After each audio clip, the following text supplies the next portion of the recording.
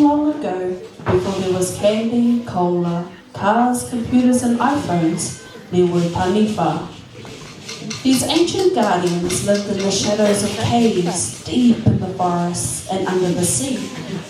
Some had large talons and gigantic tails. Some wore huge tree branches and had shark-like teeth.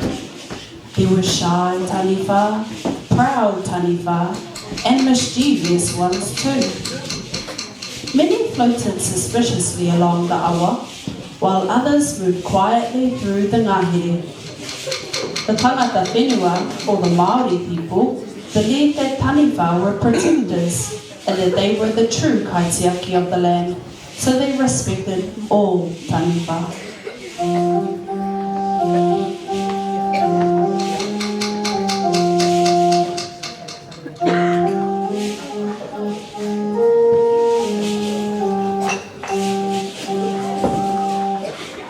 Specific taniwha lived in a cave at the edge of the ngahere.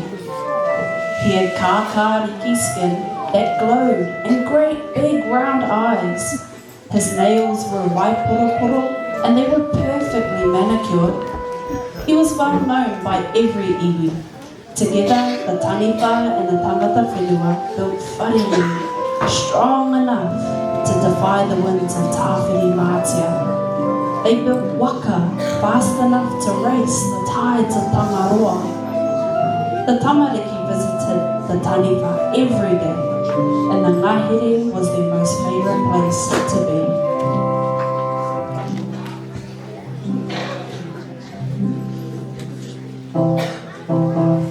One day, a strange waka arrived. The people looked strange too. Their skin was the colour of pipi shells, and they had eyes the colour of ranginui, and they were very, very hairy. They asked the tangata whenua for land to build homes for their families.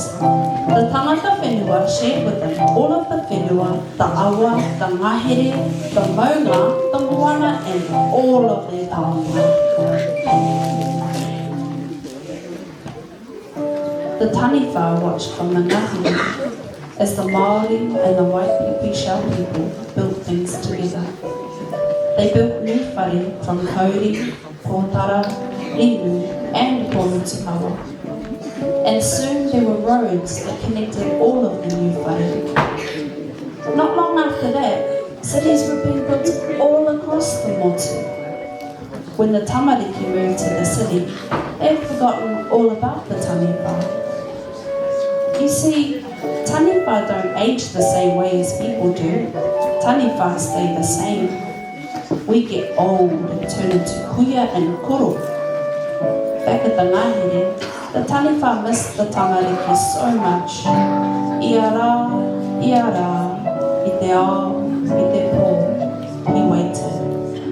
Eventually many summers and winters passed, and still, kaore ngā tamariki i hoki mai.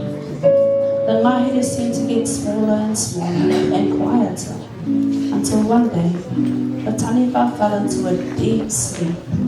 It was as if nothing could ever wake him.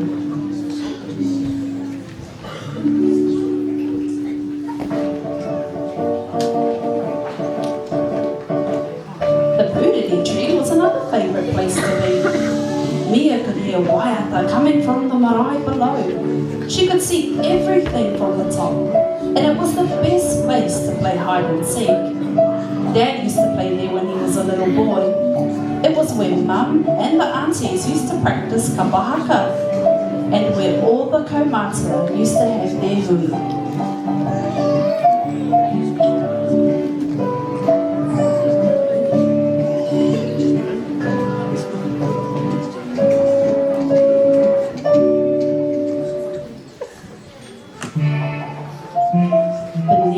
Pūrere, Hemi was busy looking for spiders and collecting worms. He was acting all shady about it too, hoping his sister Mia wouldn't notice what he was getting up to. She was on to him most of the time, but Hemi was always getting up to something.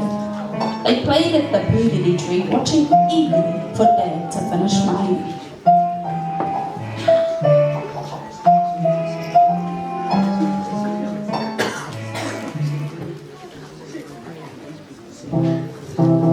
Dad came home from mahi late. He was giddy, even too eager to play a game of last card. I te wā kai, he told Mia and Hemi about the new machines from overseas, especially the new model. It had a long neck and jagged teeth. It was called the Ngaio 1000. It's going to make things much easier at work, Dad reckoned.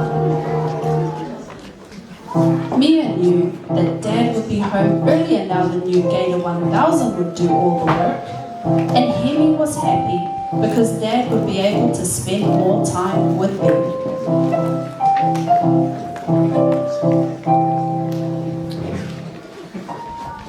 That night, Tāwhiri Mātia rattled, looked. Mia looked toward her room door. Hemi stood there clutching his teddy bear. Kei te mataku koe e Hemi, hissed Mia. I ain't scared. Hemi snapped. There was a wild scratching. Suddenly, two glowing eyes appeared at the window. A Pūrere tree somebody had put a portaloo. Mia was furious. Who had left those awful tracks in the hill? And who dumped this long drop right under the Pūrere tree? Desperate to find out, she told Hemi they needed to get to the marae quick and tell the whānau. But Hemi was more interested in the portaloo. With all his mana, he rocked it back and forth. Mia screwed her face up. Ew, that's disgusting! Waipotia! They both knew the portaloo had something to do with the tyre tracks. They needed to get to the marae. Hemi agreed. He was going to need more hands to help him tip over that portaloo.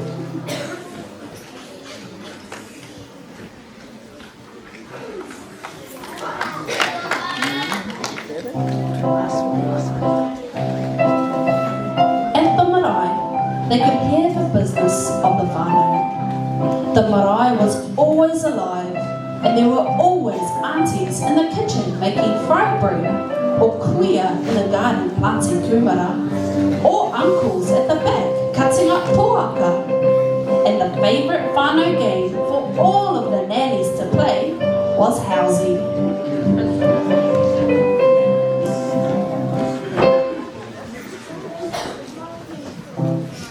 When Mia and Hemi arrived in the wharenui, they noticed two strange men, and Dad was with them too. One of the men spoke in a low, serious voice. Someone had been messing with their machinery. Dad mentioned the strange things happening at work, machines breaking down and radios not working. Nan said the building site was too close to Tapu Whenua and they shouldn't build there.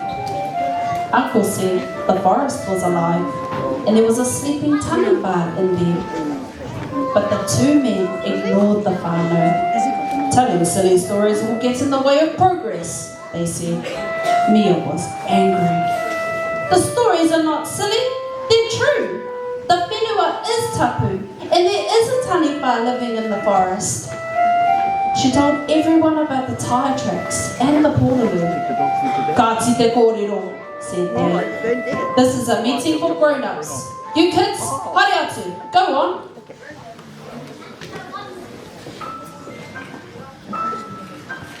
On their way back to the Pūrere tree, they saw something that made them stop in their tracks. They looked cautiously at the building site. Towering high above them was a huge machine with a long neck and its long jagged teeth. That place used to be where the families went on adventures. The machines looked spooky. Nearby were trees that had been cut down. It worried them. It seemed that there were companies chopping down trees everywhere, and there was another portaloo.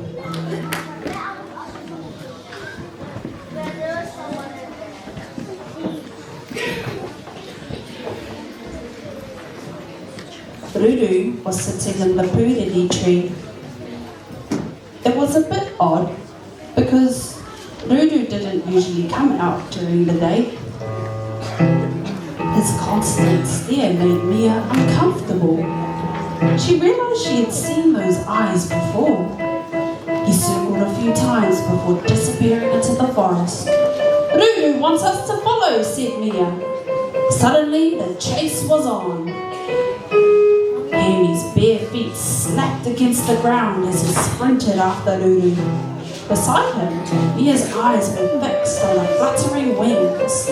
The forest was alive, branches snapping and leaves crunching. "Keep up, Mia," Hemi urged. Finally, they stumbled into a clearing. They were out of breath. Ruru was sitting silently on a broken trunk, his eyes unblinking, watching.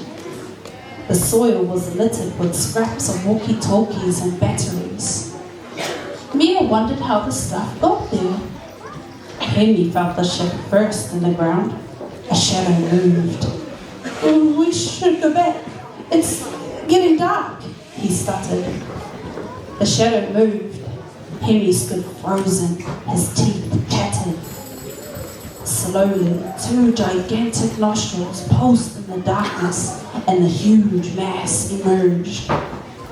Hemi wanted to run. The taniwha lowered its massive head. Hemi was so terrified he couldn't even speak. Suddenly, Mia squealed. "Hey, you leave my brother alone!" Hemi squeezed his eyes shut. "Don't eat me. I'm disgusting. My feet stink and I don't shower. I promise, no more spiders in Mia's bag, or worms in her lunch, or cow caca in her pockets." Hemi opened his eyes. He found himself staring into the eyes of the taniwha. Suddenly he felt a soft rub on the tip of his nose. "Hemi, go away and nuku," Mia whispered. "Kei te haere ia ki aku, e hui." The taniwha had been asleep for so long, but all the disturbance had broken up. He had been alone for such a long time that he was so happy that finally someone had come to visit.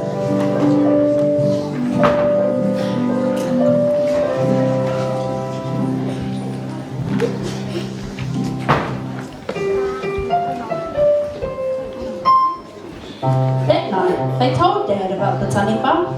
"Taniwha only myths," Dad said. He warned them not to make up stories that might cause trouble. Dad wasn't really paying attention anyway. He was too busy thinking about machines breaking down at work. Radios were failing. But the strangest thing was that their new portaloo had blue mushrooms growing out of it. He realised which portaloo Dad must be talking about. The one by the new construction site where they used to go on adventures. Mia asked what was going to happen to the forest nearby. I ki mai a Dad, "Kaua e a wanga wanga." Late that night, the cousins met up with the puriri tree to plan an attack. Mia whispered, "No one gets hurt, okay? We just make enough mess to make them stop and listen." Everyone agreed. Cousin Cuckoo was excited. "Sweet! Tip the portaloo! Boom! No more building!" Cousin Comfort was very specific. "Mahi-tahi, slow and steady, and once it falls, we get it." Everyone agreed. They could see the blue mushrooms as they crept toward the site. Hemi cued them in. "Kia rite, tahi, rua, toru, pehia!" They pushed as hard as they could. The portaloo toppled onto its side. The busy blue sludge oozed down the hill and gathered underneath the gate of 1,000. There was a hiss, a spark, and the machine coughed and died. Holy cockamole! We did it! They yelled. Hemi thought it was the best day of his life. Tipping over portaloos was way better than anything ever. Hemi, Mia and the cousins told the whole whānau about the mess in the forest. So they all returned together, equipped with gloves and gumboots. They began to clean up. Koro began his karakia. Kia whakaora i te wai, kia whakaora i te whenua. Whakatau mai te mauri.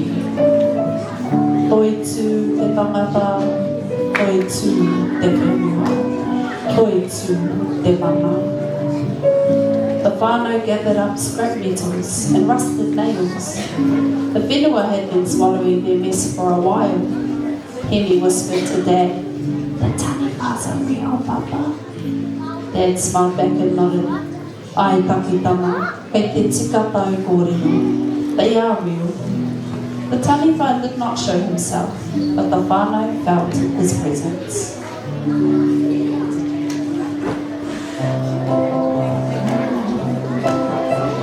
The whole whānau were gathering at the marae. The wharewui was full. Scattered on the floor were old maps and photographs of the pūtiri trees standing proud, the mahere, the tipped-over shameful portaloo, and the blue fungus. Every picture told its own story, but together they formed a single truth, evidence that the whenua was being abused. The kaumātua tapped his toko against the floor. We, the whānau, are not against progress, but we stand up for the mauri of the whenua. Then Dad spoke. Move the building sites and help us heal the damage. The boss of the construction project looked uncomfortable. I did not understand the importance and the sacredness of that place, he admitted. I'm sorry. Then the two odd men showed up again, and they were outraged. This is preposterous. Who pushed over our portaloo? And what is that blue fungus? And we shouldn't stop building because of foolish stories about a taniwha. It's absurd. Dad stood up to speak. You put a toilet under our tupuna tree. You cut down a whānau of trees. You're building their tapu whenua and you're disrespecting our taniwha. Mia and Hemi were really proud of Dad. Enough, said the boss. Let them speak. Dad, who had been feeling guilty, spoke about his memories of running in the hills and playing under the trees. The whole whānau have these memories, he said. Future generations, they get to create them, continued. Build somewhere else. The boss responded to Dad. They had words back and forth. There were long, awkward moments too. But the final decision came down to the boss. Hemi and Mia listened carefully as he cleared his throat. On this day, we, Gator Enterprise Development Limited, will withdraw our building contract and relocate elsewhere with the guidance of the mana whenua. The whānau cheered. Hemi fist pumped the air. Yes! There were high fives and home all around as one of the nannies broke out in a laugh.